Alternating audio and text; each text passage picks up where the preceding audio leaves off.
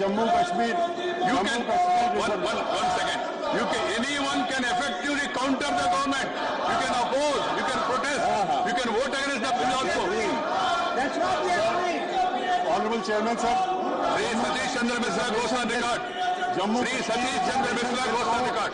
हमारी पार्टी पूरी तरीके से समर्थन करती है और हम चाहते हैं कि ये बिल पास होना चाहिए और 370 पे और उस पे जो दूसरा बिल है उसमें हमारी पार्टी कोई विरोध नहीं कर रही है। Thank you. Now, Shri Satish Chandra Misra has spoken. Now, Shri Professor, ये मित्रों में इस विधेयक के लिए 12:30 बजे तक किसी को संशोधन देना है तो उनके लिए मौका दिया मैंने। I have already announced that up to 12:30, any member desires to move any amendment to any class or subclass, they are free to give it. Before that, the discussion will be going on. Voting will take place only after this discussion is over, one by one, not together. Discussion will be together, but voting will be separate. Please understand this. So I now request Shri Ghulam Nabi Azad ji. Shri Ghulam Nabi Azad ji want participate in debate.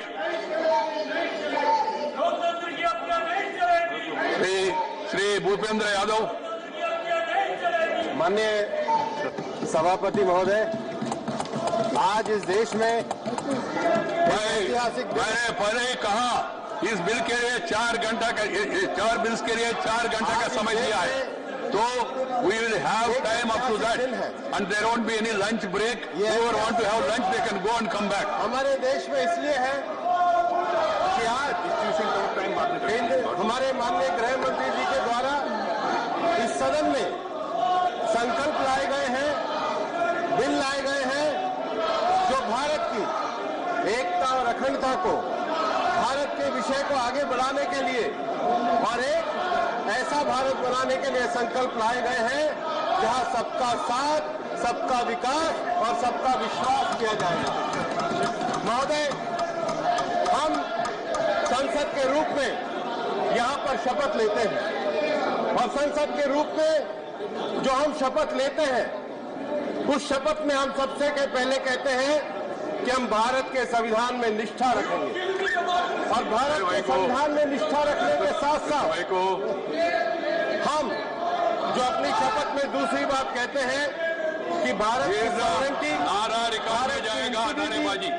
Bharat की unity ये हमारे लिए सबसे बड़ा काम रहना है।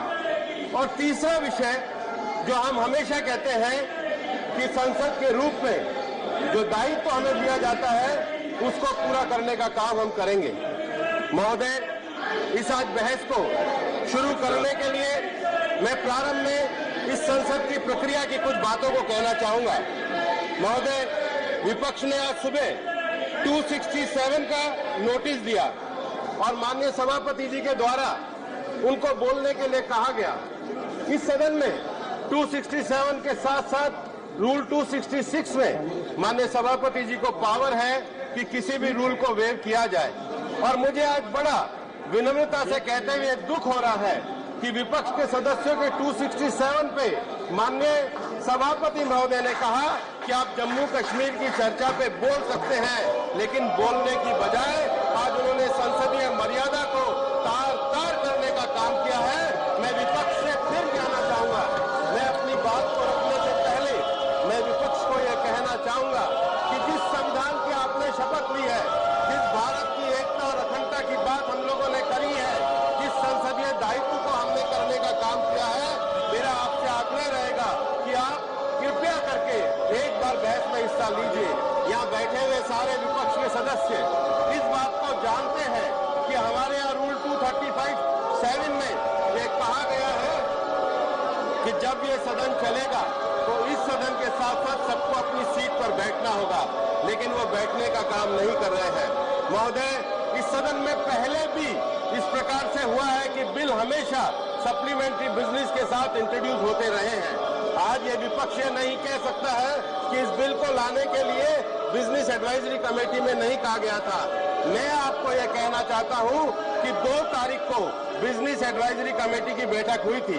2 तारीख को बिजनेस एडवाइजरी कमेटी की बैठक में एजेंडा नंबर 1 जो था वो जम्मू कश्मीर रिजर्वेशन बिल का था, और इस एजेंडा नंबर 1 में बिजनेस एडवाइजरी कमेटी में जिसमें पक्ष और विपक्ष के सारे सदस्य बैठे हुए थे, वहां 2 घंटे का समय जम्मू कश्मीर रिजर्वेशन बिल को दिया गया।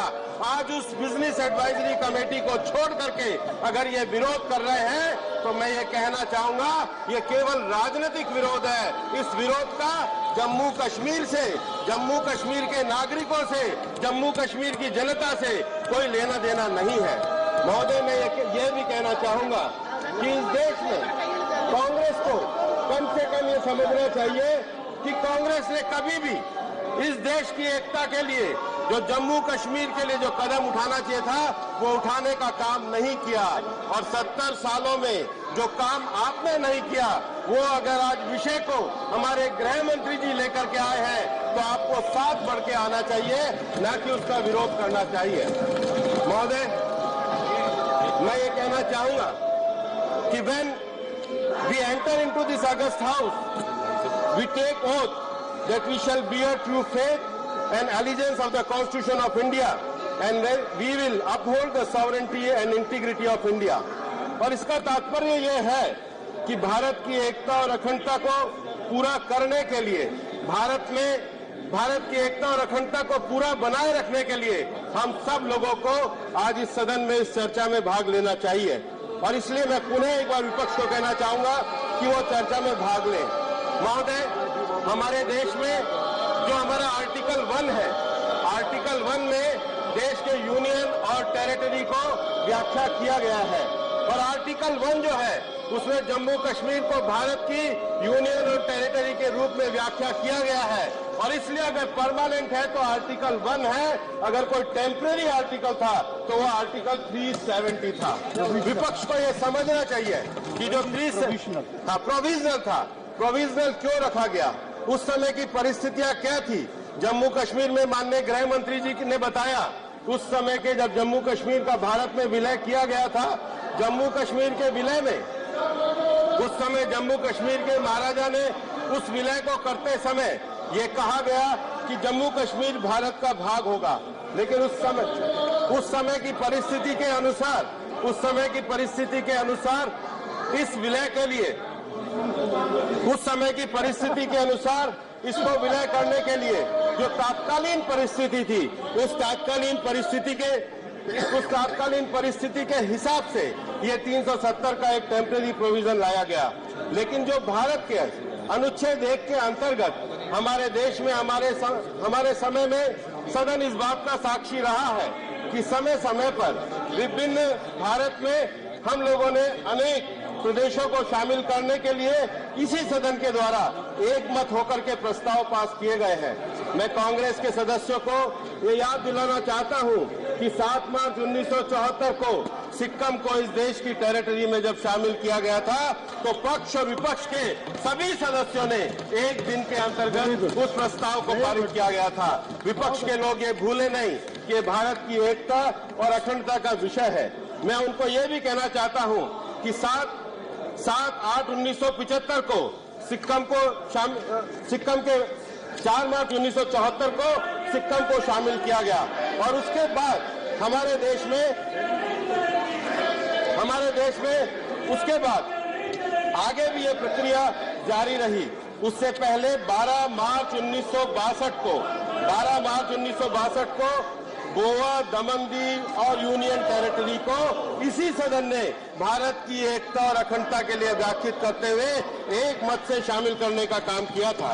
मैं यह भी कहना चाहूंगा कि पुडुचेरी को भी इसी सदन ने एक साथ व्याख्या करके शामिल करने का काम किया था। इस सदन में एक ऐसे क्षण आए हैं जब देश के जो महत्वपूर्ण संवैधानिक संशोधन है, उन महत्वपूर्ण संवैधानिक संशोधनों को स्वीकार किया गया। अभी हाल ही में हमने पूरे देश में जो 10% का आरक्षण दिया और 10% का आरक्षण देश के गरीबों को देने का काम किया। उस 10% के आरक्षण को इस सदन ने एक मत से बिजनेस एडवाइजरी कमेटी में भी नहीं आया था, लेकिन वो देश के लिए जरूरी था और देश के दोनों सदनों ने इस परंपरा को ध्यान में रखते हुए उसको एक मत के साथ पास करके इस देश के 10% गरीबों को देने का काम किया। ये आज विपक्ष ये नहीं कह सकता है कि हम लोग ये विपक्ष ये नहीं कह सकता है कि हम लोग किसी प्रकार के संवैधानिक प्रावधानों का पालन नहीं किया जा रहा है। सदन में चर्चा करने का, सदन में विषय रखने का, सदन में अपनी बात कहने का सबको अधिकार है। महोदय, मैं आपको आपके माध्यम से ये कहना चाहता हूँ कि कांग्रेस ने आज जो जम्मू कश्मीर का विरोध कर रहे हैं, कांग्रेस ने किस प्रकार से इस सदन की मर्यादा को तार-तार किया था। हमको ध्यान होना चाहिए कि कांग्रेस की एक जब पूर्व प्रधानमंत्री थी, उन पूर्व प्रधानमंत्री के खिलाफ जब निर्णय आया था तो केवल उस निर्णय को ध्वस्त करने के लिए एक ही दिन में लोकसभा बुलाई गई, राज्यसभा बुलाई गई और शनिवार को 17 राज्यों को दिल्ली में बुलाया गया। All right, you were listening to the live proceedings from the Rajya Sabha where BJP leader Bhupendra Yadav is speaking on the Jammu and Kashmir issue. It is getting to 8 minutes past noon India time, and I still have with me my colleague Karthik Sharma to take you through the latest developments coming in from India's parliament. But before I go to Karthik, I want to just recap for the benefit of viewers who might just be tuning in. The Indian government has decided to abrogate Article 370. The government has also decided to abrogate Article 35A. And in place of the state of Jammu and Kashmir, 2 union territories will be created, one for Jammu and Kashmir with a legislature and another for Ladakh without a legislature. And in the last few minutes, we've heard from the BSP party, which has decided to support the government on this issue. And also 2 members have been evicted, Mir Fayaz and Nazir Ahmad Lave of the PDP, who were marshalled out of the Rajya Sabha for tearing up the Constitution of India. And we also heard reactions coming in thick and fast from leaders in New Delhi and Srinagar, including PDP leader Mehbooba Mufti and Ram Madhav of the BJP. All right, on that note, if I can go back to my colleague Karthik Sharma. Karthik, take us through, first of all, the developments in the last few minutes and the significance of them for India and the region at large. Oh, well, no lunch break for the Rajya Sabha members. On the lighter side today, day has been very heavy since the beginning, in the sense a historic decision has been taken, Ramesh. 4 hours have been allocated to the 4 bills. Rajya Sabha Chairman Venkaiah Naidu informed that there will be no break till 12:30 p.m. The members of Rajya Sabha can submit the bill. It has also been informed, it's now a part of public domain, that the Prime Minister of India, Narendra Modi, will address the nation tomorrow, which means he will use it as a day when the break is going to be in between. The bill is going to be passed in Lok Sabha. 5th is the day when the bill is in Rajya Sabha. 7th is the day when the bill will be in Lok Sabha. So on 8th would be the day it will be in Lok Sabha. So tomorrow, on 7th, which is day after tomorrow, the Prime Minister is going to address the nation. But I think the importance here is that the Gazette notification has already taken place. The state has been divided into 2 parts. Both have become union territory. One is a union territory with a legislative assembly, and another is a union territory without legislative assembly. So Jammu and Kashmir, in its own sense, will be almost like, one has to look into the details, because the constitution or the specific powers can differ from state to state. It can be like Delhi and Pondicherry. It can be with greater powers than Delhi, greater powers than Pondicherry, but on the same line, which means that maybe the officers from the Danik cadre can go to the state of Jammu and Kashmir. But in the case of Ladakh, Ramesh, what has happened is that it is not going to have a legislative assembly, which means that the governance of Ladakh will be more in line with Andaman and Nicobar Islands, Daman and Diu, which means that you will have a lieutenant governor in charge of the developmental and the security requirements of the area. Now, for example, in the Andaman Nicobar, since it's strategically located, so it has greater, I would say, coordination with the security forces and defense. Similarly, we would witness that in Ladakh. Jammu and Kashmir will have it, but then the Chief Minister of the state will have an important role to play. Now, one will have to wait and see how this formality is open, whether the assembly constituencies are reorganized or not, what will be the power, the specifics, because they will differ. For example, even the anti-defection laws in various states differ from, they differ from state to state. Delhi has a defection law which is very different from that of Karnataka. So one will have to wait and see. But I think overall it's a historic decision, but it's not an abrupt decision. And the reason why I'm saying so is because the first person to say that was Shyama Prasad Mukherjee. Shyama Prasad Mukherjee was a cabinet minister under Pandit Jawaharlal Nehru, and he stayed there for some time, but he quit cabinet on the issue of Kashmir. Now that is something which is very close to erstwhile Janasangh at that point of time, with whom Shyama Prasad Mukherjee was associated, Rashtriya Swayamsevak Sangh and the Bharatiya Janata Party, which was born in 1980. And it was Shyama Prasad Mukherjee who came out with Ek Nishan, Ek Vidhan or Ek Samvidhan, which means one symbol, one way and one constitution. So this is not a old demand of Bharatiya Janata, new demand of Bharatiya Janata Party. It is just that it has happened in wake of a huge mandate. And all political parties have taken the good decisions when they have got the mandate. And they have taken the decision in the first year. Narasimha Rao completely liberalized the economy in the first year.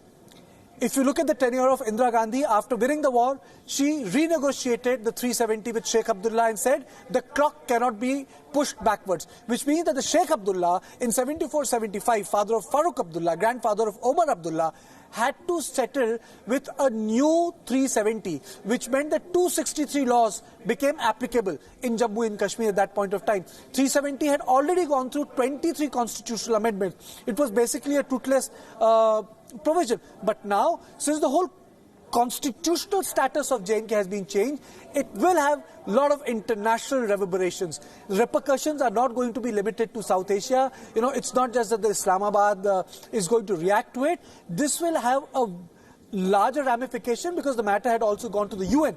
But I think BJP, by doing this, has taken a bold stand to address certain structural issues related to J&K. And lastly, I would like to say that the J&K should not be compared, or the 35A should not be just compared with Himachal Pradesh or Uttarakhand or the 6 states of Northeast, because the whole issue was internationalized after 1947-48 when the Lashkars from Pakistan and the regular army invaded parts of Jammu and Kashmir and still continue to occupy it. So the dynamics of the state had become very, very different. And that is why 370 was a temporary provision. It was not envisaged as a permanent provision of the constitution, because the coming of the state of J&K took place at the time of duress, because Hari Singh wanted the state to behave like Hyderabad, independent, whereas that was not the case. The agreement between the government of Pakistan, India and the British.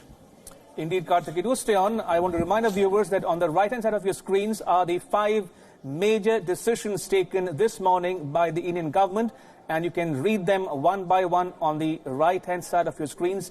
Meanwhile, Karthik referred to Shyama Prasad Mukherjee. On that note, I want to read out what BJP leader Ram Madhav has tweeted in the last few minutes. If I can quote his tweet, he says, and I quote, "What a glorious day. Finally, the martyrdom of thousands starting with Dr. Shyama Prasad Mukherjee for complete integration of Jammu and Kashmir into Indian Union is being honored, and the 7-decade-old demand of the entire nation being realized in front of our eyes in our lifetime. Ever imagined? Question mark." That's a reaction coming in from Ram Madhav of the BJP in the last few minutes. All right, just to recap for the benefit of our viewers who might just be tuning in, it's 15 past noon India time. 5 key decisions taken by the Indian government. Articles 370 and 35A to be repealed, abrogated. Decision number 3, J&K to be bifurcated. Decision number 4, a union territory to be created for Jammu and Kashmir with a legislature. And decision number 5, a union territory for Ladakh to be created separately but without a legislature. All right, if I can go back to my colleague Karthik one more time. Karthik, we are receiving reactions coming in from the Kashmiri leaders in Srinagar and also from leaders here in New Delhi. But talking about the ramifications, the repercussions of the decision on the state of Jammu and Kashmir, because we know that Article 370 granted a special status to the state. Now, with the decision to abrogate Article 370, what will it mean for the people living in Jammu and Kashmir and living outside of it? See, when you revoke Article 370, you have revoked all the restrictive provisions. You have revoked Article 35A. Automatically, the President of India has signed the Gazette notification. See, let me explain this. The laws can be made in two ways. It's like a parallel procedure. Either you can get a bill, you can send it to the standing committee. Standing committees can send it to the parliament. Both the houses of the bill can be passed by the parliament. Then it goes to the cabinet. Cabinet can pass it. Then it goes to the President of India. Other way is that the cabinet passes it. A small standing committee or small committee of the cabinet can approve the decision. In this case, CCS took the decision. Cabinet passed it, and President of the Republic, Mr. Kovind, signed it, and Gazette notification came out. Now, since Gazette notification has came out, now it is going to the Parliament for the ratification. So this is a process which can also be followed, and many a times UPA has also done that. The Congress also did it. But in this case, it was 370. Now the larger issue is how will BJP get this bill passed in 370? To my understanding, I think the RTI and the Triple Talaq bill were the exercise in the management of the House for the bigger issue of 370. And I think the way opposition unity is in Rajya Sabha and the way regional parties are moving away from the Congress, I do not hesitate to say that the bill will be easily passed in the upper house. I don't think the bill will get stalled there. Issue which will be there for the government would be how do they take care of the law and order? How do they take care of the international onslaught which Pakistan is going to mount? And how do they going to take care if the matter is raised by Pakistan and UNGA, because the Prime Minister is also going to be there. So I think the repercussion is localized, will be localized in the southern Kashmir. There will be no problem in Ladakh, people will welcome it. No problem in Batalik sector, no problem in Kargil sector. People in Jammu will have no problem. You will have problem not even in North Kashmir. You will have problem in the 3 districts of the South Kashmir. That's the maximum deployment, that's the hotbed of the insurgency. So what are you going to do there, one? And secondly, how will you handle this issue at UN? And how will our various embassies and high commissions will act? I think that's where the challenge is going to be. So I think the story is right now at the international fora right now. Domestically, I do not expect anything to happen. The way security forces have been deployed, the way army has been placed, the way air force has been placed, the way public opinion has been made on this issue, I don't expect much to happen in the state of J&K apart from these 3 to 4 districts in the southern Kashmir. But how India handles it abroad, I think that's where the challenge is going to be, Ramesh. Indeed, as you put it correctly, Karthik, the challenge is to sell this idea to the people at home and abroad. But speaking about the politics surrounding this issue, how do you think this might affect the politics in Jammu and Kashmir going forward, given the fact that it is under governor's rule, there is no elected government in J&K just yet? So Jammu Kashmir के आवाम भी बन जाते, मगर merit इतना नीचा है, merit है नहीं, सिर्फ पॉलिटिकल बातें करनी है, इसलिए यहाँ बैठकर शोर शराबा करने के लिए गए। मैं अभी भी अपील करता हूँ महोदय आपके माध्यम से गुलाम नबी साहब कि आप तो कश्मीर से आते हैं, कश्मीर की पीड़ा को जानते हैं। धारा 370 कैसे कश्मीर का नुकसान कर रही है, मुझे मेरी बात तो रखने दीजिए, इतना भी अधिकार नहीं देंगे। वाद हो, विवाद हो, तर्क हो, मगर कुछ नहीं करना और सिर्फ शोर शराबा करना। और अभी भी मैं मानता हूं कि सदन के सारे सदस्य अपनी अपनी सीट पर चले जाए। जितनी भी शंका कुशंका तो सवाल है, मैं सबके जवाब देने के लिए बाध्य हूं, तैयार हूं। धन्यवाद। आपकी रूलिंग मैंने नोट कर ली है, वो बाद में अपना डिसीजन मैं दूंगा। माननीय गृह मंत्री जी ने कानूनी स्थिति स्पष्ट की है। अब मैं भूपेंद्र जी से कहता हूं अपनी बात कंटिन्यू करें। सभापति महोदय, मैं आपके माध्यम से कहना चाहूंगा कि अभी माननीय गृह मंत्री जी ने बहुत ही स्पष्टता के साथ इस पूरे सदन के सामने यह स्पष्ट किया है कि 370 को लेकर पूर्व में जिस प्रकार के संशोधन कांग्रेस के द्वारा उनके समय में लाए गए थे, उन्हीं उपबंधों को आगे बढ़ाते हुए आज हमारी सरकार ने 370 को समाप्त किया है और केवल राजनीतिक दृष्टि से कांग्रेस उसको रोकने का काम कर रही है। महोदय, आखिर हमारे देश के जितने भी राज्य हैं उन सभी राज्यों में से केवल जम्मू कश्मीर ही आतंकवाद से पीड़ित क्यों है?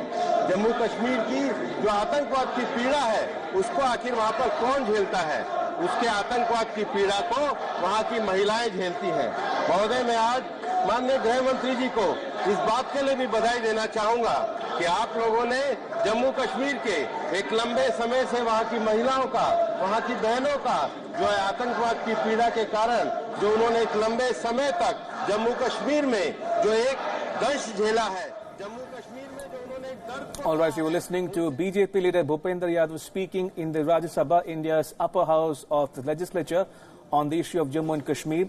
And I still have with me my colleague Karthik Kishangar to take you through the latest developments coming in on this story. Now, Karthik, we were discussing about the challenge ahead. Now, we're given to understand that Prime Minister Modi will address the nation soon. What more details do you have on that count?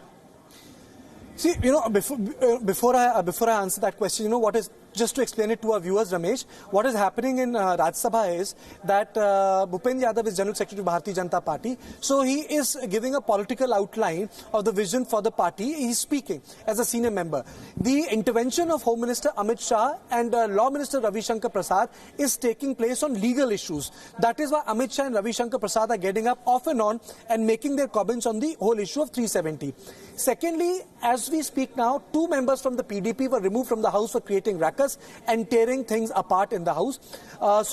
Because of that unparliamentary behavior, they were removed. Last time a similar action was taken in Rajya Sabha was when in 2010-11 session, Women Reservation Bill was passed and MPs from regional parties were thrown out of the House and Women Reservation Bill became a reality. In this case, opposition members are in house. Since the cameras are not there, we don't know what they are doing because in many times the MPs generally squat, they sit there. But it looks as if they're standing and creating a ruckus. So in case the government is really, and I feel that they have decided to pass the bill, the most of the MPs who are obstructing it, they will have to leave the house or marshals can throw them outside with the permission of the chair. So, this is the larger picture. But the issue in terms of, the question you asked me, I think that may take some time in terms of prime ministerial intervention because anyway the address to the nation is there. But I think right now as we speak and the debate in Rajya Sabha is on, I think the real story is also unfolding as to what is happening in the state of Jammu and Kashmir. Because of the massive deployment, and the sort of the ways people connect with each other, I think the message would have gone there. So how the security forces, their operation are made leaner, how people come out and react, that is the story one will have to wait and see. But I think what BJP has done nationally is something very important. We have to see it from that perspective. The decline of the Congress party as the main party in India and the rise of BJP suddenly after 2014, BJP has played one with key idea, Ramesh.